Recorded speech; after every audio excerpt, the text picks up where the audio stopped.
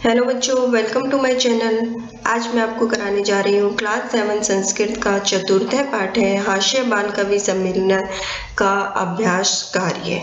चलिए स्टार्ट करते हैं। फर्स्ट क्वेश्चन है उच्चारणम कृते, यानी उच्चारण करिए। ऊपरी, नीचे, कदापि, कुत्र, अधे, बहि, अन्ते, कदा, उच्चै, अलम, पुनः, एकदम। चलिए सेकंड क्वेश्चन करते हैं। मंजूषात अव्ययपदानि चित्वा वाक्यानि पूरयत। मंजूषात यानी बॉक्स में दिए हुए अव्यय पदों को देखकर वाक्य पूरे करने हैं। फर्स्ट है वृक्षस्य ऊपरी खगा सन्ति। वृक्षस्य वृक्ष के ऊपरी यानी ऊपर, खगा वसंती पक्षी रहते हैं। वृक्ष के ऊपर पक्षी रहते हैं। अलम विवादेन, अलम मत करो, विवादेन लड़ाई झगड़ा या विवाद, विवाद मत करो। वर्षा काले गृहात् बहि मा गच्छ। वर्षा काले बारिश के मौसम में या वर्षा काल में, गृहात् यानी घर से, बहि बाहर, मा गच्छ मत जाइए। मंचस्य अधः श्रोतारः उपविष्टा सन्ति। मंचस्य मंच के अधः नीचे, श्रोतार यानी श्रोताजन, उपविष्टा सन्ति बैठे हैं। मंच के नीचे श्रोताजन बैठे हैं। छात्रा विद्यालयस्य अन्तः प्रविशन्ति। छात्रा यानी छात्राएं विद्यालय, विद्यालय के अन्तः अंदर, प्रविशन्ति प्रवेश करते हैं। थर्ड क्वेश्चन है अशुद्धम पदम चुनित। अशुद्ध पद चुनना है। इनमें जो गलत है, जो अशुद्ध है, वो छांट कर अलग करना है। गमन्ति, यच्छन्ति, पृच्छन्ति, धावन्ति। यच्छन्ति, पृच्छन्ति, धावन्ति ये शब्द शुद्ध पद हैं और जो अशुद्ध है वो क्या है? गमन्ति, क्योंकि गमन्ति नहीं होता, क्या होता है? गच्छन्ति। गच्छति, गच्छते, गच्छन्ति। सेकंड है रामेन, ग्रहेण, सर्पेन, गजेन।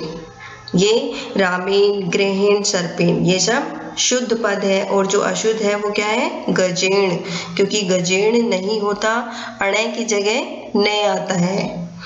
लत्या, मात्या, रम्या, निश्या इसमें अशुद्ध पद क्या है? मात्या। मात्या नहीं होता, मात्रा होता है। लते, रमे, माते, प्रिय इसमें अशुद्ध शब्द है माते। माते नहीं होता, शुद्ध पद क्या होता है? मात्रे। नेक्स्ट है लिखती, गर्जती, फलती, सेवती। लिखती, गर्जती, फलती ये शब्द शुद्ध पद है। जो अशुद्ध है वो क्या है? सेवती, क्योंकि सेवती नहीं होता, सेवते। नेक्स्ट क्वेश्चन है मंजूषात समानार्थक पदानि चित्वा लिखत। बॉक्स में दिए हुए शब्दों का समानार्थक शब्द लिखना है। नीचे दिए हुए शब्दों का समानार्थक शब्द लिखना है। फर्स्ट है प्राप्य। प्राप्य यानी प्राप्त करना। लब्ध्वा, लब्ध्वा मतलब भी प्राप्त करना ही होता है, क्योंकि यहाँ हम समानार्थक शब्दों को लिख रहे हैं। कुशला, कुशला यानी निपुण, किसी भी चीज में निपुण, उसका अर्थ होता है दक्षा। दक्षा का मतलब भी निपुण होता है। हर्षस्य यानी खुशी, तो इसका होता है प्रसन्नताया। देहस्य शरीर, शरीरस्य, देहस्य का समानार्थक शब्द क्या होता है? शरीरस्य। वैद्यम, वैद्यम यानी डॉक्टर। चिकित्सकम, तो दोनों समानार्थक शब्द हैं। फिफ्थ क्वेश्चन है अधोलिखितानां प्रश्नानां उत्तराणि एक पदेन लिखत। अधोलिखितानां नीचे लिखे गए, प्रश्नानां प्रश्नों के, उत्तराणि उत्तर देने हैं, एक पदेन एक पद में। नीचे दिए गए प्रश्नों के उत्तरों को एक पद में लिखना है। फर्स्ट क्वेश्चन है मंचे कति बाल कव्य उपविष्टा सन्ति। मंच पर कति यानी कितने बाल कवि बैठे हैं, तो चत्वारः है, चत्वारः बाल कवि। नेक्स्ट है के कोलाहलम कुर्वन्ति। के यानी कौन, कोलाहलम शोर, कुर्वन्ति कर रहे, शोर कौन कर रहा है, श्रोतार यानी सुनने वाले।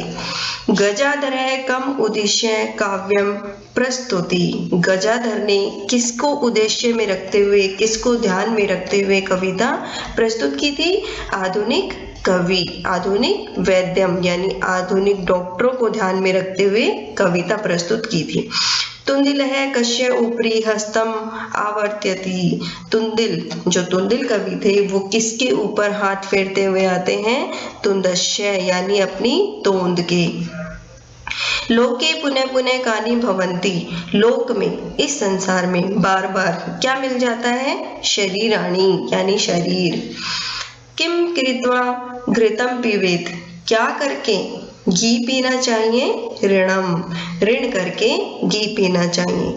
नेक्स्ट क्वेश्चन है मंजूषाते पदानि चित्वा कथाया पूर्ति कुरुते, मंजूषा बॉक्स में दिए गए पदों को देखकर कथा पूर्ण करनी है। जो हमें नीचे एक कहानी दी हुई है, एक कथा दी हुई है, उसको पूरा करना है शब्दों को देखकर। चलिए स्टार्ट करते हैं। पुरा एकस्य निरपश्य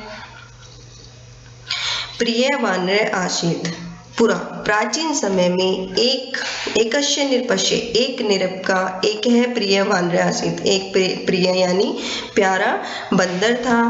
एक दहा निरपय सुप्ते आसीत, एक बार निरपय यानी राजा सुप्ते आसीत सोया हुआ था। वानर व्यजनीन तम अविज्यत, वानर बंदर जो बंदर था वह उसको पंखे से, हाथ वाले जो पंखे होते हैं उससे हवा कर रहा था। तदेव एका मक्षिका निरपश्य नासिकायाम उपविशत, तदेव तब एका मक्षिका एक मक्खी निरपश्य नासिकायाम राजा की नाक पर बैठ गई। यद्यपि वानर वारम वारम व्यजनीनता निवार्यति सम, जबकि बानर यानी बंदर ने बार बार पंखे से उसको हटाया। तथापि सा पुनः पुनः निरपश्य, तब भी वह बार बार राजा की नासिकाया में उपविष्टि सम नाक के ऊपर बैठ रही थी। अंते से मक्षिकाम हंतुम खड्गेन प्रारंभ अक्रोध, अंते से अंत में उसने मक्षिका को यानी मक्खी को खड़ग के प्रहार से, तलवार के प्रहार से मार दिया, तलवार से प्रहार किया। मक्षिका तो उड़ गए, मक्षिका तो उड़ गई, दूर चली गई, किंतु खड़ग प्रारेण निरपश्य नासिका छिन्ना अभवत, किंतु खड़ग के प्रहार से, तलवार के प्रहार से राजा की नाक छिन्न भिन्न हो गई। अतः एवोच्यते, इसलिए कहा गया है, मूर्ख जनई सह मित्रता नोचिता, मूर्ख जनई यानी मूर्ख लोगों के साथ मित्रता न उचिता, उचित नहीं है। 7th क्वेश्चन है विलोम पदानि योज्यते, विलोम शब्द लिखिए। जो ये शब्द दिए गए हैं इनके विलोम शब्द लिखने हैं। अधः, अधः यानी नीचे, नीचे का होता है ऊपरी, अधः ऊपरी। अंत यानी अंदर, बही बाहर। दुर्बुद्धे यानी बुरी बुद्धि, सुबुद्धि अच्छी बुद्धि। उच्चई यानी ऊंचा, नीचई नीचा। दुर्लभम जो बड़ी मुश्किल से प्राप्त होता है उसको कहते हैं दुर्लभम, तो सुलभम इसका विलोम शब्द होता है। चलिए बच्चों, आज आपको ये वीडियो समझ में आई होगी। आज हमने चतुर्थ पाठ है हास्य बाल कवि सम्मेलन का जो अभ्यास कार्य किया है वो आप लोगों को समझ में आ गया होगा। अगर आपको मेरी वीडियो समझ में आई है तो प्लीज़ लाइक, शेयर और सब्सक्राइब का बटन दबाना ना भूलें।